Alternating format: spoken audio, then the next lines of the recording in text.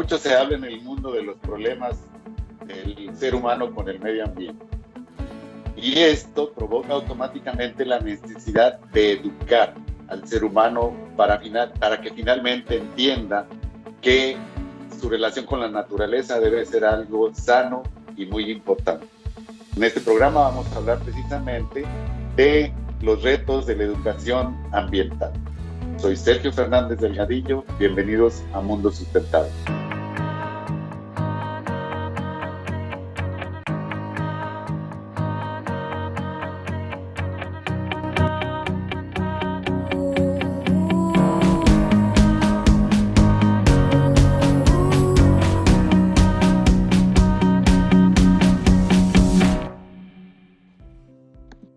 Muy buenas tardes, estamos de nuevo con usted en su programa Mundo Sustentable.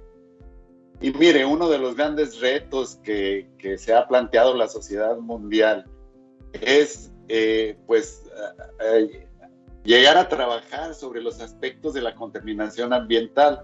Y entonces en este gran reto de hacer trabajo para cambiar esta situación de la contaminación que tenemos alrededor del planeta, pues se hace necesario un proceso de educación. Y precisamente en este programa vamos a hablar de la educación ambiental y sus desafíos. Y para ello hemos invitado esta tarde al doctor Edgar González Gaudiano, quien es profesor titular del Instituto de Investigación en Educación de la Universidad Cruzana. Edgar, buenas tardes, ¿cómo estás? Buenas tardes, muy bien, gracias por la invitación. Bienvenido a Mundo Sustentable. Bien, Edgar, pues creo que esto que acabo de decir es algo importante. Si se han tenido problemas para finalmente encontrar soluciones a los problemas de contaminación, pues creo que también en esta parte de la educación se ha presentado una serie de desafíos durante los últimos 30 años, que creo que es el periodo en que se ha empezado a tomar esto más en serio, ¿no? ¿Cómo piensas tú que esto ha evolucionado? ¿Cómo los desafíos se han presentado y qué tenemos como problemática alrededor de todo esto? Bueno, los desafíos son en este momento muy distintos a los que enfrentábamos a finales de la década de los 80 o principios de los 90 del siglo pasado, ¿sí? Y son muy diferentes por dos vertientes. Una que tiene que ver propiamente con el campo de la educación ambiental y otra que tiene que ver con el campo del medio ambiente, la problemática ambiental, ¿sí? En estos 30 años el mundo es completamente distinto en muchos sentidos, ¿no?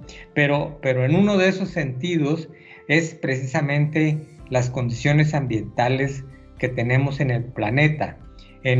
Con este proceso de globalización que se dio, tanto económica como cultural y todo esto, implicó también problemas que empezaron a adquirir una manifestación de tipo también global, planetaria, que cuando menos hace 30 años muchos de ellos estaban circunscritos al ámbito de lo local o de lo regional, y que de repente por razones de esta explosión tan gigantesca de los procesos de producción y consumo, de los procesos económicos que se dieron como consecuencia de la globalización y de la dominancia de un sistema económico centrado en la producción de bienes y productos, pues el mundo adquirió una problemática ambiental completamente diferente, ¿no? O sea, veamos, y esto es un problema global, pero tiene desde luego expresiones nacionales, regionales y locales muy específicas, ¿no? A nivel nacional, pues en estos 30 años se dieron todas estas, por ejemplo, concesiones para la explotación de la minería a cielo abierto, en donde prácticamente el 60% del territorio nacional está concesionado para la explotación minera, incluyendo áreas naturales protegidas o zonas sagradas de las comunidades indígenas fueron concesionadas para la explotación minera, y se declaró además a la minería como actividad prioritaria por encima de todas las demás. O sea,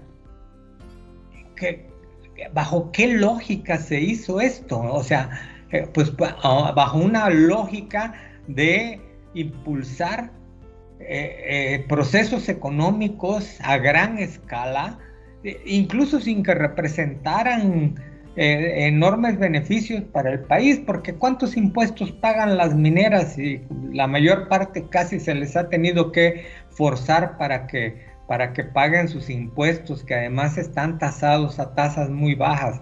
El impacto ambiental de la minería dentro del país y los beneficios económicos que la minería nos está dando como nación son bastante desproporcionados, bastante diferentes entre sí. Entonces, y eso solo por poner un ejemplo, puedo poner varios otros que nos muestran que en 30 años eso que no existía ahora existe, y que genera retos ambientales y ecológicos de una dimensión que hace 30 años no nos podíamos ni imaginar, ¿no? Y esto es una crisis ambiental, desde luego, pero también es una crisis provocada por un fracaso generalizado de las instituciones políticas y de los gobiernos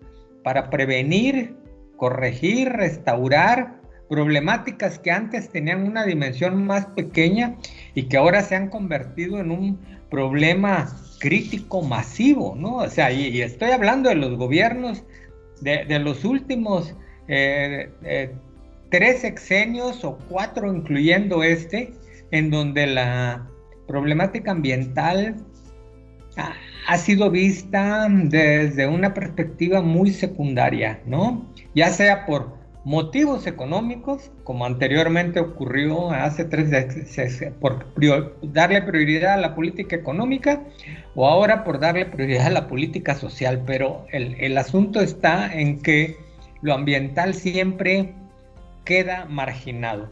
Y el otro problema que les comentaba que hace diferencia en estos 30 años es el proceso de desarrollo de la propia educación ambiental en el país, ¿no? Hace 30 años estábamos realmente comenzando a organizarnos como educadores ambientales, a desarrollar programas académicos para formarnos, porque los que llegábamos al campo de la educación ambiental era desde luego con una formación pues externa a la formación que ahora se imparte para formar a los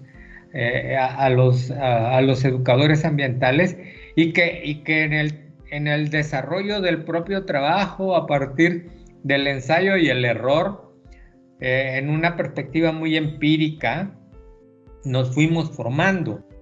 Sí, Edgar, es tiempo de hacer un corte, pero me parece muy importante esto que estás diciendo. Creo que en el proceso de aprendizaje de los mismos profesores todavía hay un buen camino por recorrer, porque la tecnología sigue avanzando y generando residuos nuevos cada día. Regresamos en un momento. Usted no se vaya, estamos platicando con el doctor Edgar González Gaudiano de la educación ambiental y sus desafíos. En un momento regresamos.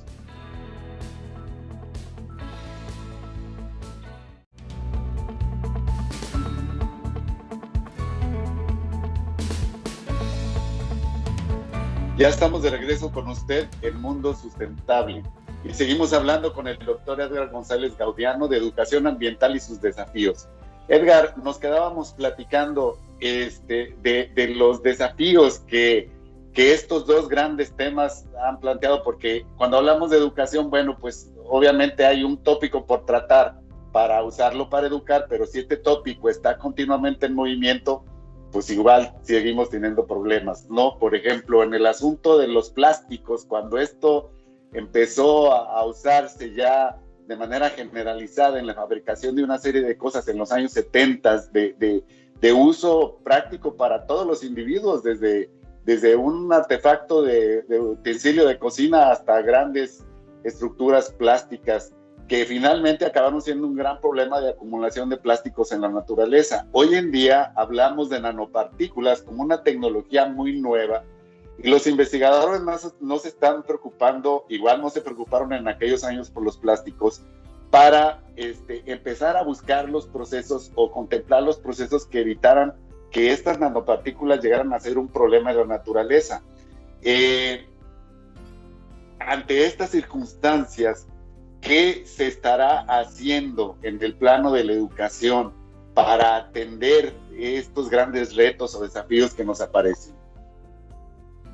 Pues continuar formándose de manera muy, muy rápida, porque efectivamente, por un lado, las tecnologías de la información y la comunicación, y por otro lado, los nuevos problemas que enfrentamos en el ambiente, como lo de las nanopartículas derivadas de la contaminación de plásticos y de otras muchas cosas, ¿no? Que están, por ejemplo, generando impactos ya de gran nivel, de impactos masivos a nivel oceánico, a nivel del suelo productivo, a nivel de la atmósfera terrestre. O sea, es una cosa muy seria. Y luego este asunto de que del bombardeo de las tecnologías, de la información, del marketing, de la publicidad para continuar moviendo esto de la rueda del consumo, para satisfacer deseos y aspiraciones de las personas con posibilidades de adquirirlas, nos está generando problemas de un orden completamente diferente, ¿no? Ahora los educadores ambientales tienen que capacitarse también hasta en el manejo de los algoritmos que nos están determinando nuestras conductas. No podemos cerrar los ojos a eso, ¿no? Porque pues recibimos una serie de mensajes a través de los medios de comunicación con los que ahora estamos conectados, como que inducen a muchos comportamientos de los cuales a veces ni somos siquiera conscientes. Y educar implica en otros aspectos, en este momento también abrir la posibilidad de ser conscientes de que estamos respondiendo a mensajes inducidos por medios que son casi mágicos, porque no los entendemos, no entendemos cómo después de escuchar algunas músicas por Spotify, de repente me empiecen a llegar paquetes de música que seguramente me van a gustar, porque ya mis preferencias musicales están siendo analizadas y definidas como un producto que yo consumo. Entonces es muy serio lo que está pasando, y todo eso también forma parte de los actuales retos de la educación ambiental. Es una situación, ese elemento que acabas de mencionar, eso es otra situación que se añade a las dificultades, porque el educador finalmente estará tratando de hacer una conciencia en los individuos para promover el cuidado del medio ambiente, pero la tremenda mercadotecnia que tenemos alrededor, que nos convence de comprar y consumir, es otro elemento que tendríamos que considerar y tratar de hacer entender a la comunidad de que el consumo debe ser también algo muy, muy inteligente, ¿no? Muy meditado, muy en el afán de preservar finalmente a la naturaleza, y el proceso de educación entonces se convierte en algo muy complejo, ¿no? Claro, y bueno, fuera que se aprovechara ese potencial de influir en nuestros comportamientos con fines que beneficiaran al planeta, pero por el contrario es al revés. O sea, lo único que interesa son los negocios, los beneficios económicos, y no importa a qué costo, ¿no? Ojalá hubiera programas o algoritmos que nos permitieran ser mejores consumidores, organizar mejores nuestras prácticas cotidianas, aprender de lo que nos ha pasado, pero lamentablemente no es así, ¿no? Sí, pues creo que a nivel internacional se han planteado algunos esquemas para conducir esto de los procesos de educación. ¿Qué acciones crees tú? Y creo que esta pregunta se va a quedar ahí un poquito pendiente para el siguiente segmento. ¿Qué acciones crees tú que se han derivado de la adhesión de México al Acuerdo de París y a muchos otros acuerdos internacionales? Incluso en el asunto de la década de la educación para el desarrollo sustentable. ¿Qué ha sucedido con todo esto en México? Creo que se llega el tiempo de hacer otro corte y voy a dejar la pregunta sobre la mesa para que la discutamos al volver del corte. ¿Te parece? Me parece muy bien. Una gran pregunta. Muy bien. Usted no se vaya, seguimos platicando con el doctor Edgar González Gaudiano de la educación ambiental y sus desafíos. En un momento regresamos.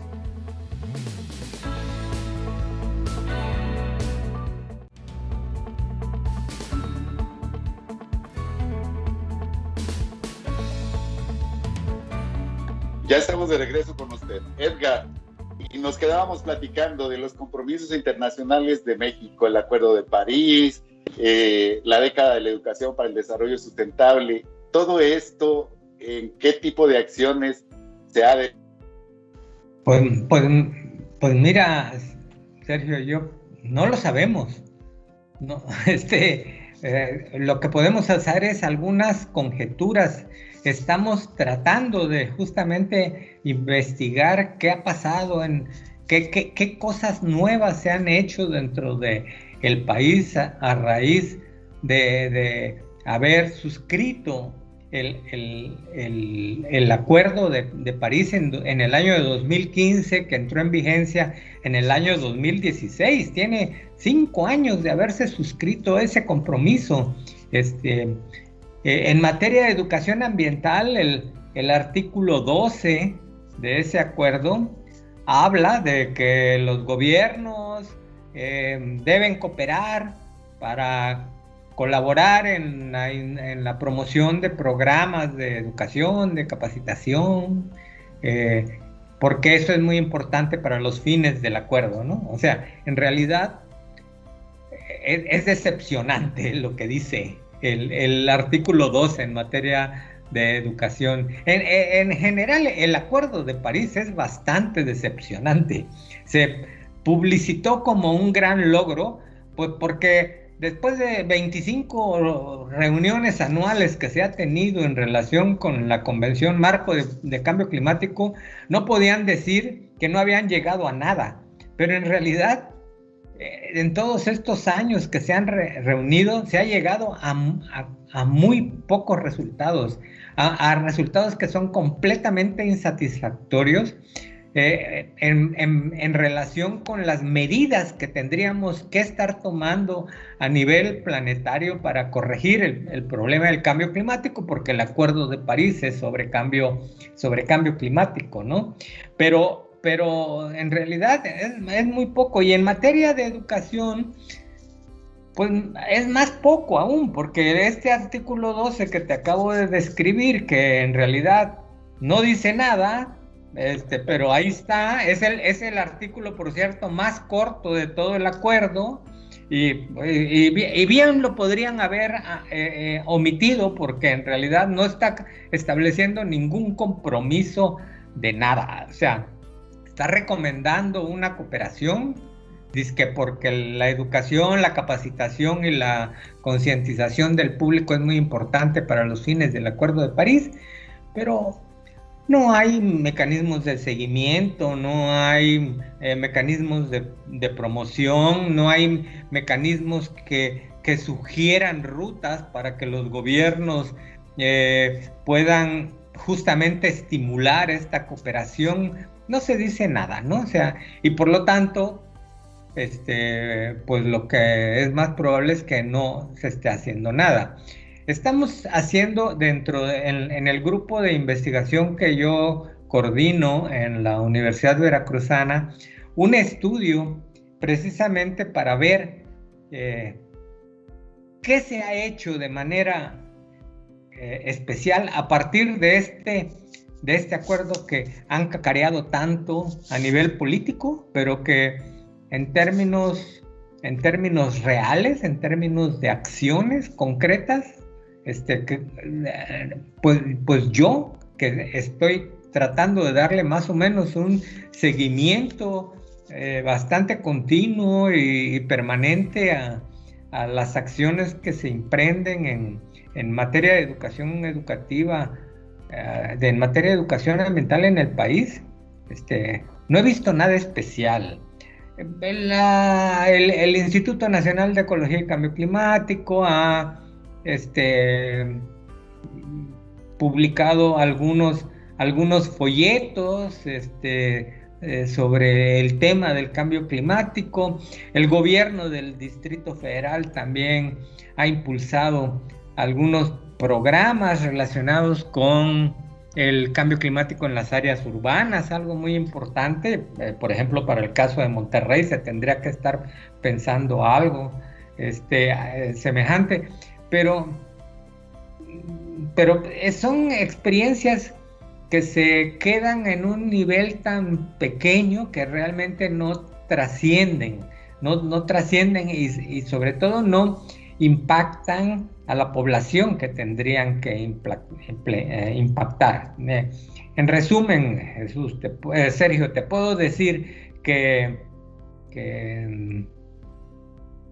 los gobiernos, y no solo estoy hablando del nuestro, sino esto es algo bastante generalizado, que los gobiernos suscriben grandes acuerdos, convenios, convenciones y tratados a nivel internacional, y al interior de los países no pasa casi nada o pasa muy poco, ¿sí? No, esto a veces ni siquiera se divulga, no sabemos ni qué firmaron. Y tratándose de un problema tan grande, que tiene tantas repercusiones para nuestra calidad de vida en este momento y para el futuro próximo, como es el cambio climático,